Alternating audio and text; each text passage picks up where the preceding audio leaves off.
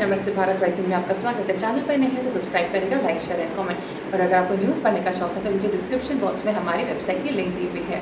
उत्सव मंडल, शायद आप लोगों ने नाम सुना होगा या नहीं सुना होगा।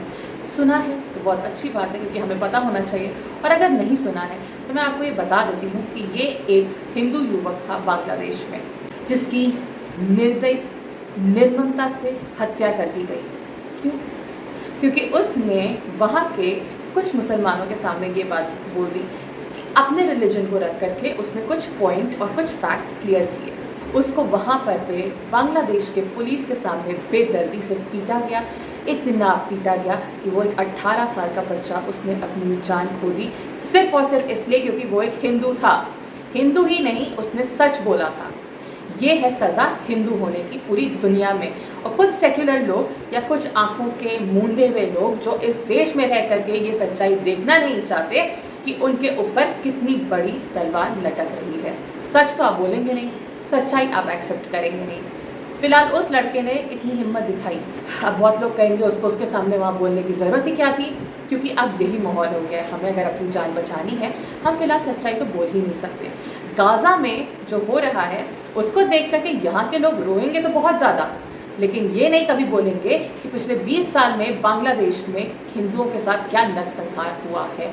वो ये नहीं बोलेंगे कि अफ़गानिस्तान से कैसे सिख और हिंदू अपनी जान बचा करके लौट कर आए। वो ये नहीं सोचेंगे कि पाकिस्तान में आज भी हिंदुओं के साथ, हिंदू लड़कियों के साथ क्या दुष्कर्म होता है, क्योंकि वो सिर्फ और सिर्फ हिंदू हैं। आप समझ रहे हैं, आपकी अपनी पहचान अब कुछ नहीं है। या तो आप हिंदू हैं या तो आप एक कायर और डरपोक हैं। सवाल ये उठता है, इस एक लड़के ने अपनी जान तो खो दी, वहाँ की सरकार इसको ऐसे जस्टिफाई कर रही है। जो अब आए हैं वहाँ पर पे यूनुस जी, वो मानने को ही तैयार नहीं है कि यहाँ पर पे हिंदुओं के साथ कुछ नरसंहार हो भी रहा है। क्यों? अचानक से यूनुस जी की आपको मीटिंग्स दिख रही होंगी अमेरिका के लोगों के साथ, चाइना के लोगों के साथ।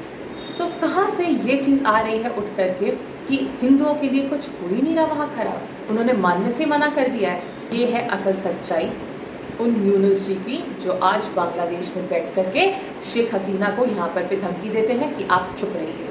उनके पीछे खड़ा कौन है, ये तो आपको हमें सोचना चाहिए।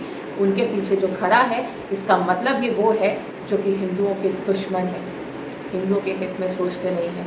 इस बच्चे की मौत ने कई सारे सवाल खड़े कर दिए हैं हमारे सामने। सबसे बड़ा सवाल तो ये है कि हिंदू अपनी आंखें खोलेगा कब? कभी नहीं खोलेगा, क्योंकि उसको पता है वो आँख खोलेगा तो सच्चाई दिखेगा, और जब तक उसकी आंखें बंद है उसको पता है कि सच्चाई वो देखेगा ही नहीं, तो उसके लिए वो सच्चाई है ही नहीं। फ़र्क ये है कि सच्चाई मानने या ना मानने से सच्चाई बदल तो जाने वाली है नहीं। हाँ, लेकिन ये ज़रूर होगा कि आप अपनी जान, अपने अस्तित्व को ज़रूर से खोलेंगे।